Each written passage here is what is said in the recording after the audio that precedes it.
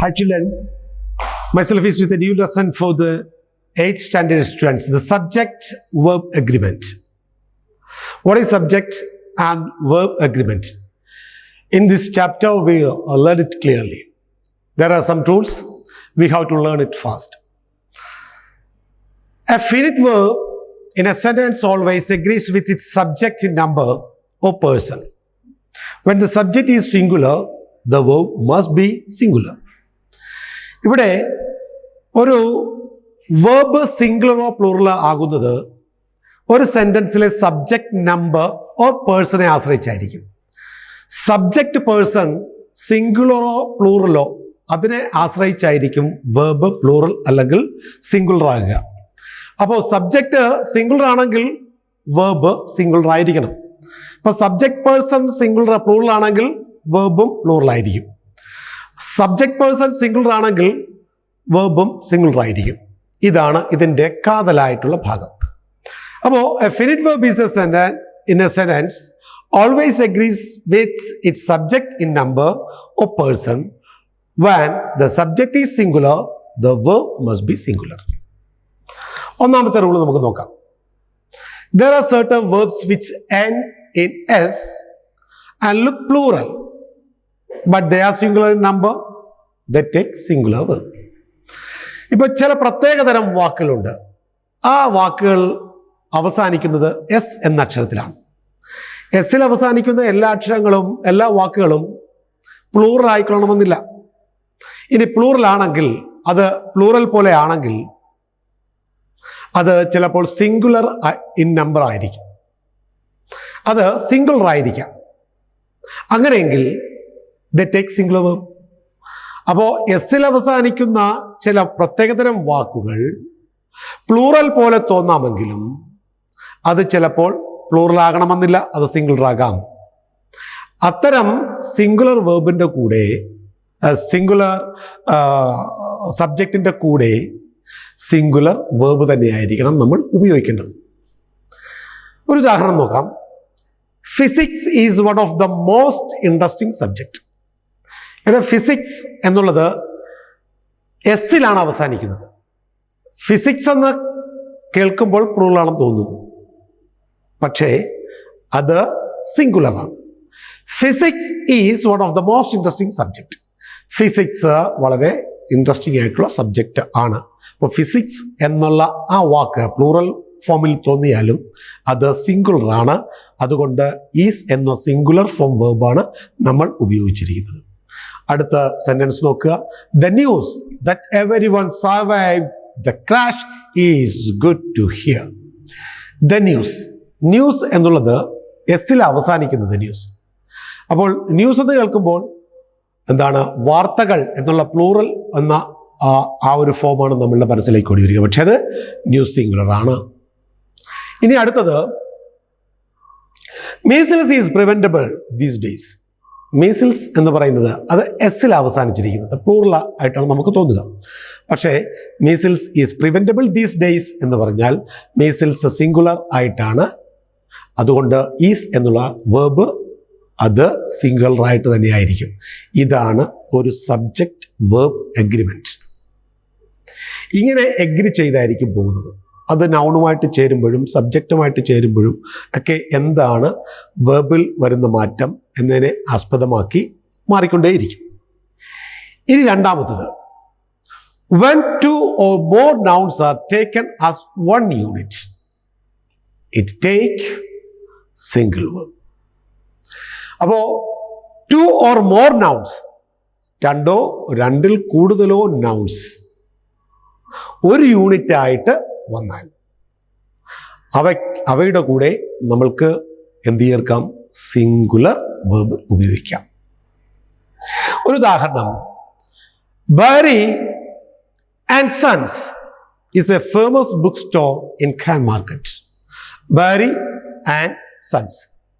ഇവിടെ Bahri and sons എന്നുള്ളത് ഒരു യൂണിറ്റ് ആയിട്ടാണ് വന്നിരിക്കുന്നത്, ഒരു സിംഗിൾ യൂണിറ്റ് ആയിട്ടാണ് വന്നിരിക്കുന്നത്. അപ്പോൾ two or more nouns are taken as one unit. ഒന്നോ രണ്ടോ രണ്ടിൽ കൂടുതലോ നൗൺ ഒരു യൂണിറ്റ് ആയിട്ട് വന്നാൽ അതിൻ്റെ കൂടെ സിംഗുലർ വെർബ് ഉപയോഗിക്കാമെന്നാണ് പറഞ്ഞിരിക്കുന്നത്. ഇവിടെ ബാരി ആൻഡ് സൺസ് എന്ന ആ ഒന്നിൽ കൂടുതലുള്ള നൗൺസ് ഒറ്റ യൂണിറ്റ് ആയതുകൊണ്ട് അത് നമ്മൾ സിംഗുലർ ആയിട്ടാണ് അതിൻ്റെ കൂടെ വെർബ് ഉപയോഗിച്ചിരിക്കുന്നത്. വെർബ് സിംഗുലറാണ് നമ്മൾ ഉപയോഗിച്ചിരിക്കുന്നത്.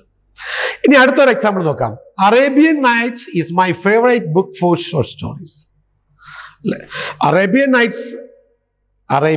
നൈറ്റ്സ് ഇത് രണ്ടും രണ്ട് നൗണുകളാണ്. നൈറ്റ്സ് പ്ലൂറലുമാണ്. അപ്പോൾ അറേബ്യൻ നൈറ്റ്സ് എന്നത് ഒരൊറ്റ യൂണിറ്റ് ആയിട്ട്, ഒന്നിൽ കൂടുതൽ നൗൺ ഉണ്ട് പക്ഷെ ഒറ്റ യൂണിറ്റ് ആയതുകൊണ്ട് അത് നമ്മൾ എന്ത് ചെയ്തിരിക്കുന്നു, സിംഗുലർ ആയിട്ട് സിംഗുലർ വെർബാണ് ഉപയോഗിച്ചിരിക്കുന്നത്. ഇനി മറ്റൊരു ഉദാഹരണം നോക്കാം. Picnic papers is a famous novel written by Charles Dickens. Picnic papers, അപ്പോൾ ഇതിലെ പിക്നിക് പേപ്പേഴ്സ് എന്ന് പറയുന്നത് രണ്ട് നൗൺ വരുന്നുണ്ട്. രണ്ട് നൗൺ ആണെങ്കിലും ഒറ്റ യൂണിറ്റ് ആണ്, അതുകൊണ്ട് അതിനെ നമ്മൾ എന്തായിട്ടാണ് ഉപയോഗിച്ചിരിക്കുന്നത്, സിംഗുലർ. ഇനി അടുത്തത് മൂന്നാമത്തത്. When two nouns are joined with and refer to the same person or thing or concern one idea, they take the singular verb. എന്താ പറഞ്ഞിരിക്കുന്നത്? When two nouns are joined with and refer to the same person or thing or concern what idea, they take singular verb. രണ്ട് nouns ആൻഡുമായിട്ട് join ചെയ്യുകയും അത് refer ചെയ്യുന്നത് ഒരു പേഴ്സണെ ആകുകയും അല്ലെങ്കിൽ ഒരു സാധനത്തെയോ ഒരു വ്യക്തിയോ ആകുകയും ഒരു കോമൺ അതിൻ്റെ ഒരു ഐഡിയ അതുമായിട്ട് ബന്ധപ്പെടുത്തി തന്നെ ഉള്ളതാണെങ്കിൽ നമുക്ക് സിംഗുലർ വെർബ് ഉപയോഗിക്കാം. മനസ്സിലായില്ല? രണ്ട് നാമങ്ങൾ ആൻഡ് ഉപയോഗിച്ച് ജോയിൻ ചെയ്യുകയും ഒരു വ്യക്തിയെയോ ഒരു സാധനത്തെയോ റെഫർ ചെയ്യുന്നതാകുകയും അതിൻ്റെ ഐഡിയ അതുമായിട്ട് ബന്ധപ്പെട്ടതുമാണെങ്കിൽ അവ നമ്മൾക്ക് ഒരു സിംഗുലർ വെർബ് ഉപയോഗിച്ച് വേണം ഉപയോഗിക്കാം. ഉദാഹരണത്തിന്, rice and fish curry is my favourite dish. Rice and fish, ഇപ്പം രണ്ട് നാമങ്ങളുണ്ട് ഇവിടെ. ഒന്ന് റൈസ്, മറ്റൊന്ന് ഫിഷ്. ഇത് ജോയിൻ ചെയ്തിരിക്കുന്നത് ആൻഡ് എന്ന് പറയുന്ന ആ ജോയിനിങ് വേർഡ് കൊണ്ടാണ്, പ്രിപ്പോസിഷൻ കൊണ്ടാണ്. അപ്പോൾ റൈസ് ആൻഡ് ഫിഷ്, ഇവിടുത്തെ രണ്ട് നാമങ്ങൾ, ആ നാമങ്ങളെ ജോയിൻ ചെയ്തിരിക്കുന്നത് ആൻഡ് എന്ന പ്രിപ്പോസിഷൻ കൊണ്ടാണ്. അതുപോലെ തന്നെ പിന്നീട് തുടർന്ന് വരിക്കുന്ന സെന്റൻസിൽ ഉപയോഗിച്ചിരിക്കുന്ന വേർബ് സിംഗിളാണ്. Curry is my favourite dish എന്നാണ് പറഞ്ഞിരിക്കുന്നത്. അപ്പോൾ ഇവിടെ റൈസ് ആൻഡ് ഫിഷ് ഒരു യൂണിറ്റ് ആണ്. അത് ഒരു സെയിം പേഴ്സണെ റെഫർ ചെയ്യുന്നു, ഒരു സാധനത്തെ റെഫർ ചെയ്യുന്നു, ഒരു ഐഡിയ തരുന്നു. അപ്പോൾ അതുകൊണ്ട് ആ സെന്റൻസ് നമുക്ക് സിംഗുലർ വേർബ് ഉപയോഗിച്ച് എഴുതാം. ഇനി അടുത്തത് ആൻഡ് ഉപയോഗിക്കാതെ ഉള്ള ഒരു ഉദാഹരണമാണ്. The famous producer director is dead. Famous എന്നുള്ളത് ഇവിടെ അഡ്ജക്റ്റീവാണ്. പ്രൊഡ്യൂസർ ഡയറക്ടർ, ഈ പ്രൊഡ്യൂസർ കഴിഞ്ഞിട്ട് ഒരു ഹൈഫൻ ഇട്ടിട്ടാണ് ഡയറക്ടർ എന്ന് ഉപയോഗിച്ചിരിക്കുന്നത്. ആൻഡ് വീണ്ടും പ്രൊഡ്യൂസർ ആൻഡ് ഡയറക്ടർ എന്ന് എഴുതുന്നതിന് പകരം പ്രൊഡ്യൂസർ ഡയറക്ടർ എന്നാണ് ഉപയോഗിച്ചിരിക്കുന്നത്. അപ്പോൾ പ്രൊഡ്യൂസറും ഡയറക്ടറും ഒരാൾ തന്നെയാണ്, പക്ഷേ രണ്ട് നാമമാണ്. അവിടെ ഉപയോഗിച്ചിരിക്കുന്ന വേർബ് സിംഗുലറാണ്, ഈസ്. ഇനി നിങ്ങൾക്ക് മൂന്നാമത്തെ ഉദാഹരണം ഇങ്ങനെയാണ്. Ravi and Raghu wins the match. രവിയും രഘുവും രണ്ട് പേഴ്സൺസ് ആണ്, പക്ഷേ അവരെ മാച്ച് വിജയിക്കും എന്നുള്ളത് കൊണ്ട് അത് സിംഗുലർ, വിൻസ് എന്നുള്ളത് സിംഗുലർ ആണ് നമ്മളവിടെ ഉപയോഗിച്ചിരിക്കുന്നത്. നിങ്ങളുടെ പുസ്തകത്തിൽ നിങ്ങൾക്ക് സ്ലോലി ആൻഡ് സ്റ്റഡി എന്ന ഒരു ഉദാഹരണമാണ് വന്നിരിക്കുന്നത്. Slow and steady wins the match. അവിടെ ഒരു കൺഫ്യൂഷൻ ഉണ്ടാകാൻ സാധ്യതയുള്ളത് കൊണ്ടാണ് ആ സ്ലോ ആൻഡ് സ്റ്റഡി എന്നുള്ളത് മാറ്റിയത്. കാരണം സ്ലോ എന്നതും സ്റ്റഡി എന്നുള്ളതും അഡ്ജക്റ്റീവ്സ് ആണ്. അപ്പോൾ നമ്മളിവിടെ രണ്ട് നാമങ്ങളെക്കുറിച്ച് പഠിക്കുമ്പോൾ അഡ്ജക്റ്റീവ്സ് അതൊരു കൺഫ്യൂഷൻ ഉണ്ടാകാതിരിക്കാൻ വേണ്ടിയിട്ടാണ് ആ ഉദാഹരണം നമ്മൾ മാറ്റിയത്. അപ്പോൾ സ്ലോ ആൻഡ് സ്റ്റഡി എന്നുള്ളത് രണ്ട് അഡ്ജക്റ്റീവ് ആയതുകൊണ്ടാണ് നമ്മളത് മാറ്റിയത്. അപ്പോൾ നാമത്തെ കുറിച്ച് പഠിക്കുമ്പോൾ നാമം ആയിട്ട് ചേരുമ്പോൾ നാമമായിട്ട് എങ്ങനെ എഗ്രി ചെയ്യുന്നു, വേർബ് എങ്ങനെ എഗ്രി ചെയ്യുന്നു എന്നതിനെ ആശ്രയിച്ചാണ് ഈ ചാപ്റ്റർ പോകുന്നത്. അതുകൊണ്ട് നമ്മളത് ഒഴിവാക്കിയിരിക്കുകയാണ്. ഇനി അടുത്തത് നാലാമത്തത്, when the subject is a unit of a measurement or mathematical unit, the verb used is singular. നാലാമത്തെ റൂൾ ഇതാ പറയുന്നത്, subject is A unit of measurement, ഒരു മെഷർമെൻറ്റ് യൂണിറ്റ് അതാകുകയോ അല്ലെങ്കിൽ ഒരു മാത്തമാറ്റിക്കൽ യൂണിറ്റ് ആകുകയോ ചെയ്താൽ അതിനെ നമ്മൾക്ക് എന്ത് ചെയ്യാം? സിംഗുലർ വേർബ് ഉപയോഗിക്കാം. അത് എഗ്രി ചെയ്യുന്നത്, ആ വേർബ് അത് സെൻറ്റൻസ് ആയിട്ട് എഗ്രി ചെയ്ത് പോകുന്നത് സിംഗുലർ രീതിയിലായിരിക്കും എന്നാണ് പറയുന്നത്. അപ്പോൾ ഒരു ഉദാഹരണം നോക്കി, 6 months is a long time to wait. അല്ല, 6 months 6 മാസം. ഇവിടെ 6 months എന്നുള്ളത് ഒരു മെഷർമെൻ്റാണ്, ഒരു മെഷർമെൻറ്റ് യൂണിറ്റാണ്, അല്ലെങ്കിൽ ഒരു മാത്തമാറ്റിക്കൽ യൂണിറ്റാണ്. അപ്പോൾ അത് അങ്ങനെ ആയതുകൊണ്ട് നമുക്കവിടെ സിംഗിൾ ഉപയോഗിക്കാം. അതുകൊണ്ടാണ് 6 months is a long time to wait എന്ന് പറഞ്ഞിരിക്കുന്നത്. ഈസ് അവിടെ നമ്മൾ ഉപയോഗിച്ചിരിക്കുന്നു. അടുത്ത സെൻറ്റൻസ് നോക്കി, 3 kilometers is quiet A long walk. 3 kilometer അല്ലേ, അത് 3 kilometers എന്നുള്ളത് ഒരു മെഷർമെൻറ്റ് ഓഫ് യൂണിറ്റാണ്. അപ്പോൾ അവിടെ നമ്മൾ ഉപയോഗിച്ചിരിക്കുന്നത് സിംഗുലറാണ്. ഇനി അഞ്ചാമത്തേത്, 2 or more singular nouns joined by and make a plural subject. They take plural verb. എന്താ പറയുക? 2 or more singular nouns, ഒന്നിൽ കൂടുതൽ, രണ്ടിൽ കൂടുതലുള്ള singular nouns joined by and ചേർത്ത് നമ്മൾ ജോയിൻ ചെയ്യും. That make a plural subject, അതിനെ ഒരു പ്ലൂറൽ സബ്ജക്റ്റ് ആയിട്ട് മാറ്റുകയും ചെയ്താൽ നമുക്കവിടെ എന്ത് ഉപയോഗിക്കാം? പ്ലൂറൽ വേർബ് ഉപയോഗിക്കാം. ഇപ്പോൾ Jack and Jill are coming, 2 singular നൗണുകളാണ് ജോയിൻ ചെയ്തിരിക്കുന്നത്. ഏതൊക്കെയാണ്? ജാക്കും ജില്ലും. ജാക്ക് എന്നത് ഒരു സിംഗുലർ നൗൺ, ജിൽ മറ്റൊരു സിംഗിൾ നൗൺ. അപ്പോൾ 2 or more singular nouns joined by and make a plural subject, അതൊരു പ്ലൂറൽ സബ്ജക്റ്റ് ആക്കി മാറ്റുകയും ചെയ്താൽ അവിടെ നമ്മൾ പ്ലൂറൽ തന്നെ ഉപയോഗിക്കണം. അപ്പോൾ Jack and Jill that make a plural subject, രണ്ടുപേര് ചേർന്ന് ഒരു പ്ലൂറൽ സബ്ജക്റ്റ് ഉണ്ടാക്കിയിരിക്കുന്നു, ജാക്ക് ആൻഡ് ജിൽ. അതുകൊണ്ട് നമ്മൾ അവിടെ ഉപയോഗിച്ചിരിക്കുന്ന വേർബ് ആർ എന്നുള്ളതാണ്, ആ കമ്മിങ്.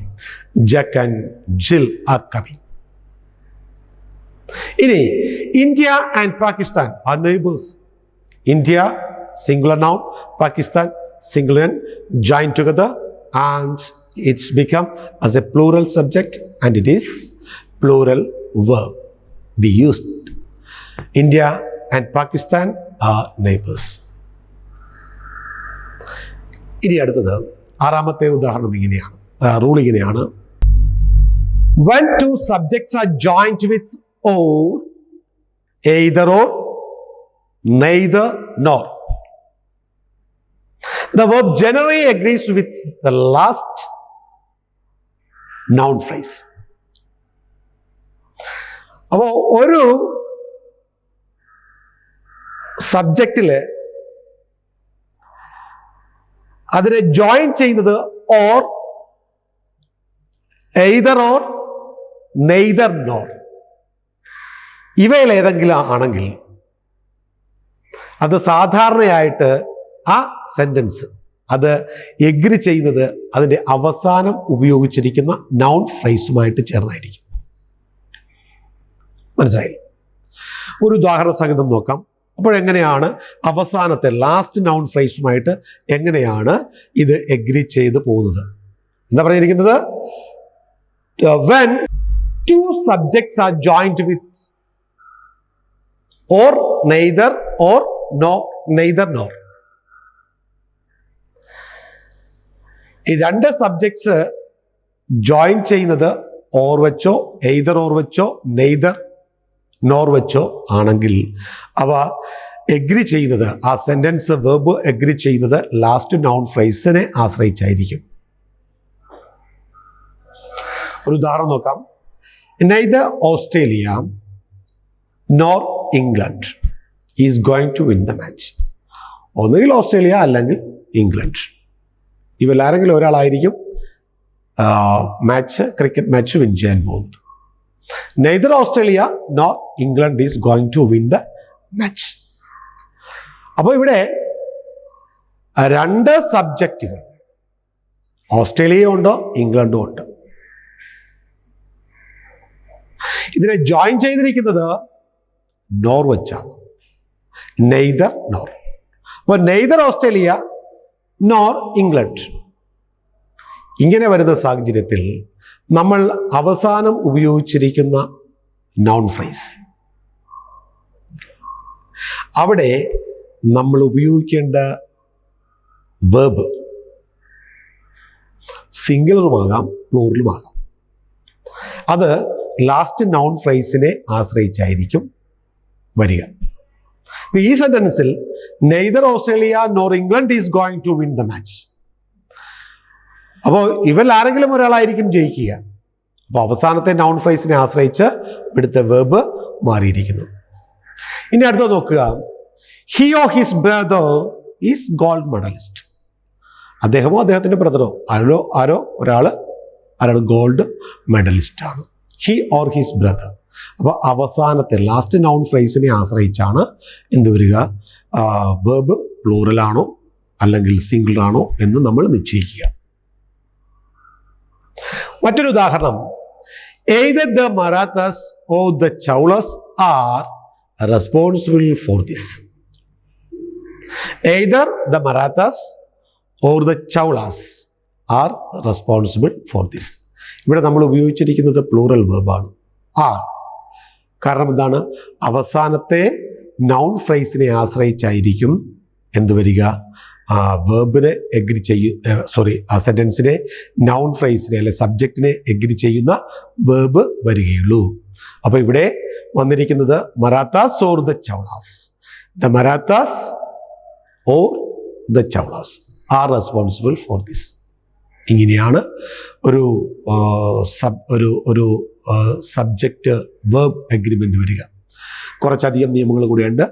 അത് എല്ലാമൊന്നും നമുക്ക് ഇന്നത്തെ ക്ലാസ്സിൽ എടുത്തു തീർക്കാൻ പറ്റുകയില്ല. അതുമായിട്ട് മറ്റൊരു ക്ലാസ്സിൽ വരുന്നതായിരിക്കും. അതുവരേക്കും നമസ്കാരം.